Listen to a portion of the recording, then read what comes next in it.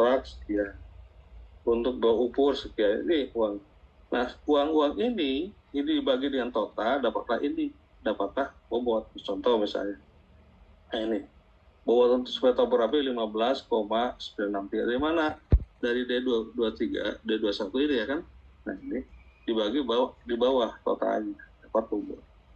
Nah, masalahnya sekarang bagaimana kita mendapatkan ini kan gitu ya? Mendapatkan uang per item ini, gitu ya? Ini kok itu maksudnya kan? Iya, Pak. Nah, ya ini itu dari contoh misalnya, ketika persiapan siapa yang terlibat, ya kita lihat ini BM Menman BM 81 coba Menman BM 86 86.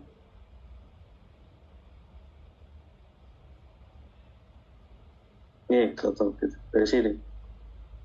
Ini dari mana? Kita lihat di sini. Ini ada semacam backup data. Nah, ketika persiapan, siapa yang terlibat? Ternyata tenaga ahli.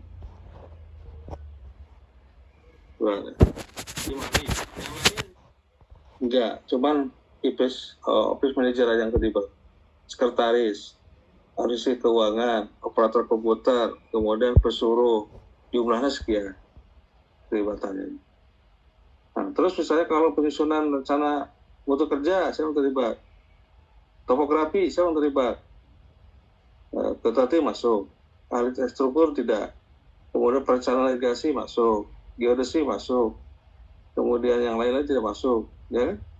Kemudian ini ahli apa? Ini untuk yang teknik superior, office manager, totalnya sekian. Jadi yang saya bilang bahwa Anda mendapat angka-angka ini didapat dari kegiatannya apa, siapa yang terlibat gitu. Itu aja sebetulnya. Jadi uang-uang yang ada tadi, uang sekian-sekian itu dibagi rata gitu ya.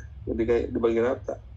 Tidak dibagi rata, dibagikan ke dalam suatu skedul kegiatan. Saya ulang lagi ya contohnya ya.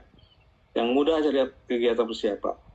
Kegiatan persiapan itu dapat uang berapa tadi? 3 juta sekian ya, 3 juta 200. Dari mana?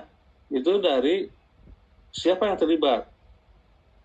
Ketua tim, konsultan terlibat. Berapa lama? Nah, berapa lama? 3 di RAB sekian kali D14. D14 yang mana? D14 di atas ya. Berapa lama terlibatnya? Kita lihat ke atas, D14. D14 ini ya, D14 itu per bulan sekian, gitu kan? Per bulan sekian dapat D14 dikalikan berapa? Kali RAB-nya berapa? RAB-nya. Jadi ini dilihat dari berapa lama dia terlibat ya, bisa bulan, bisa tergantung Anda pakai satuan apa. Yang penting nanti uang yang ada itu, yang untuk yang tenaga ahli itu, nanti tenaga ahli total kalau kita lihat ya, coba lihat. Tenaga ahli itu total dapat berapa uang? Kita lihat ke bawah ya.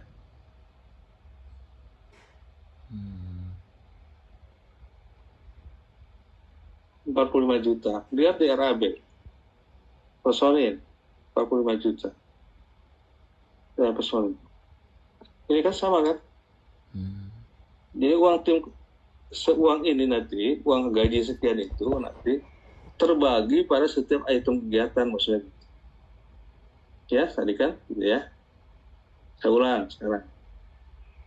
Schedule.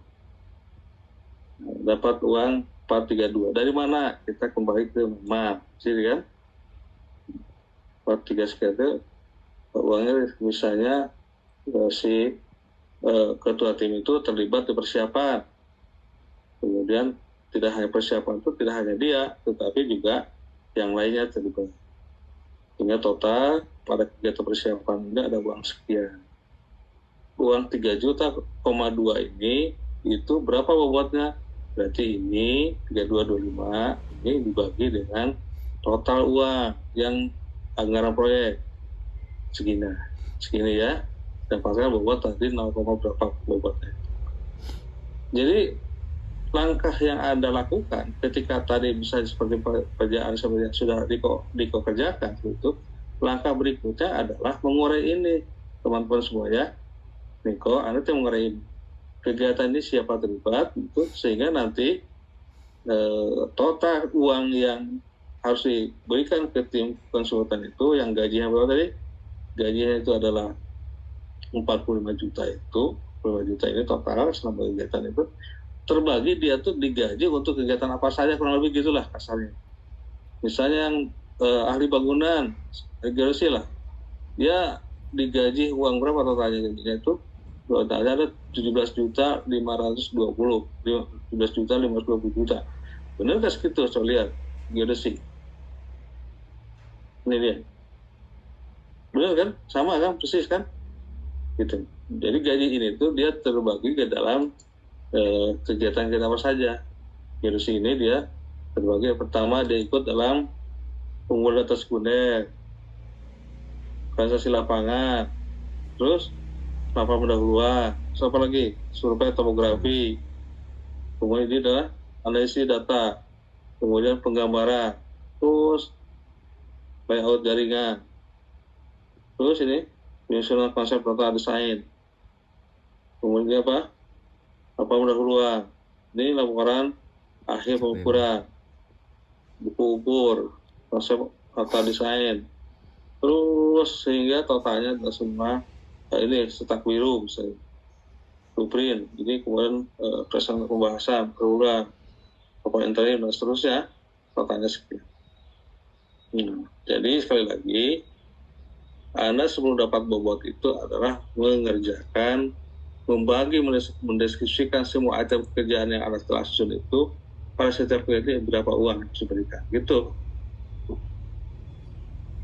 Ada komentar, silakan. Izin bertanya, Pak. Iya. Izin Pak, untuk di bagian yang atasnya itu kan ada yang kayak 6/30, 4/30, itu didapatnya dari mana ya Pak? Yang mana? Ini Pak, ya yang ini. Ini. Ya itu dari pembagian ini, kita lihat.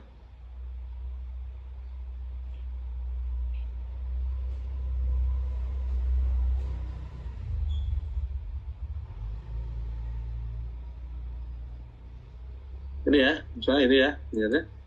Itu ya, sudah ada. Ya, siapa? Nah, kita lihat si ahli itu terlibat total berapa? Dia terlibat 5. 5 apa nih? 5 manman, kan ya? Kita lihat kerjaannya. Dia di berapa manman personil?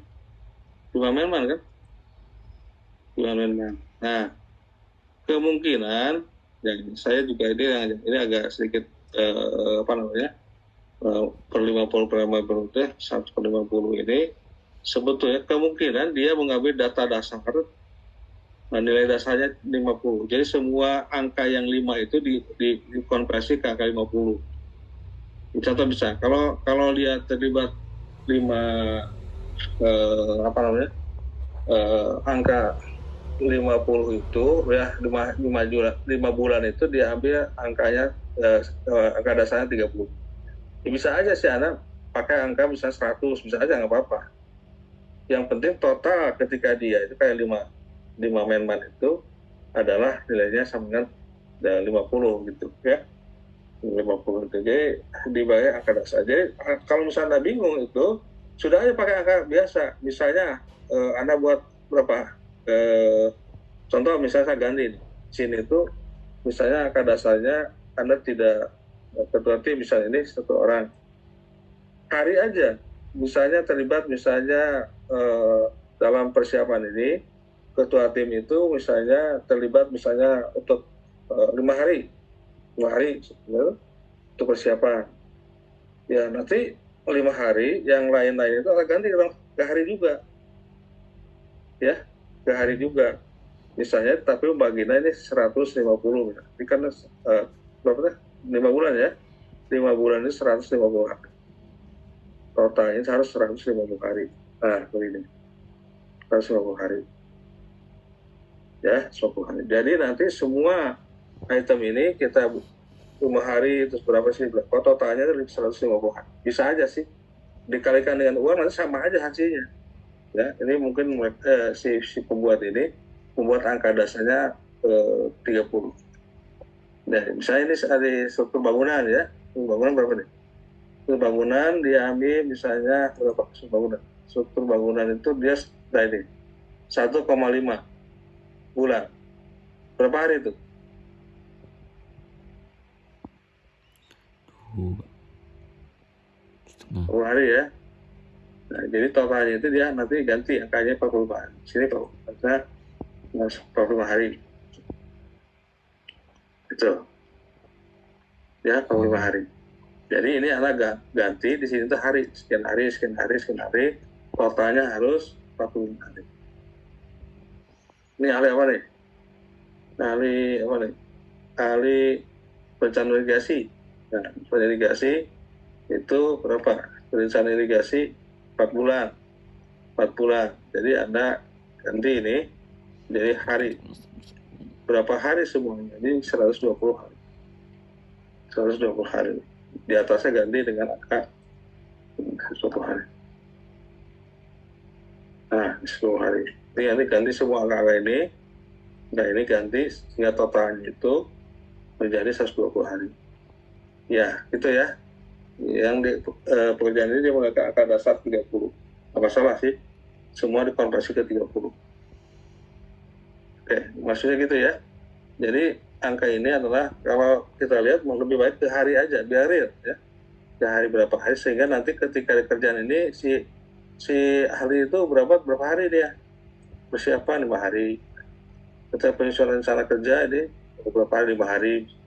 Yang penting totalnya itu dia terlibat selama total kerjaan dia 150 hari. Itu deh. Baik. Masih ada pertanyaan? Jadi langkah minggu sekarang itu adalah Anda membuat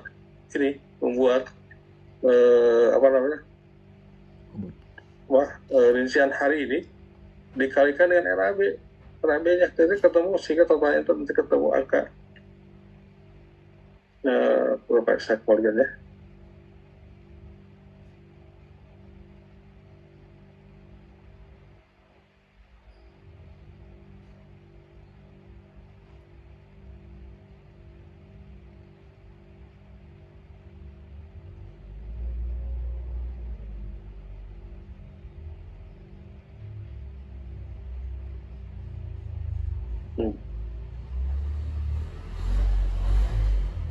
Ya.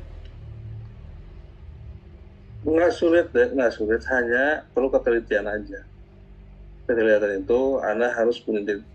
Yang dimaksud dengan kemampuan mengalokasikan sumber daya itu adalah ini sebetulnya, intinya adalah ini.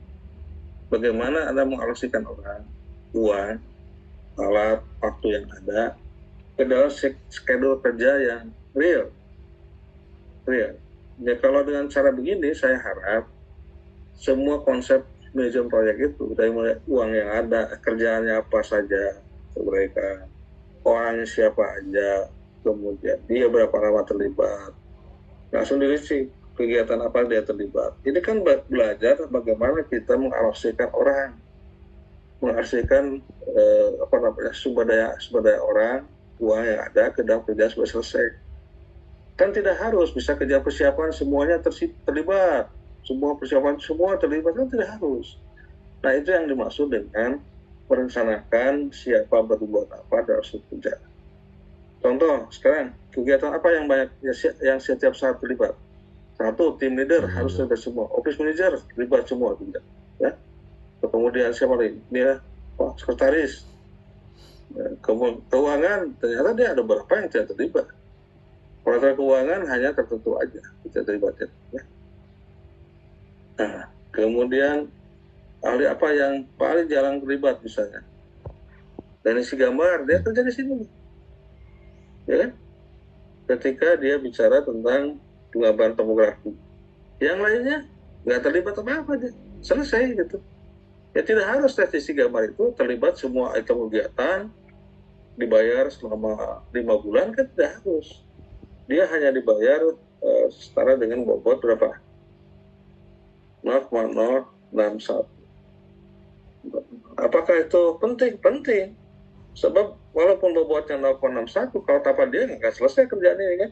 Nggak ada yang gambar. Nah itu yang dimaksud dengan yang saya maksud, yang kita maksud dengan manajemen proyek seperti ini. Jadi kita mencoba mengalokasikan sumber yang ada itu kapan, di mana, berapa banyak dia terlibat supaya semua kerjasama bareng-bareng dan kerjaan ini selesai. Itu jadi langkah Anda sekarang itu, saya Anda mendesiskan ini, ya, pekerjaan ini siapa berbuat apa, kemudian Anda nanti akan membuka uangnya, ya, dikasih uangnya dan uangnya jadi satu bobot, ya, dulu. Sehingga ini akan sama dengan kegiatan proyek satu tahun, ya, dengan nilai berapa saja nilai proyek itu. Gitu, teman-teman. Ada komentar?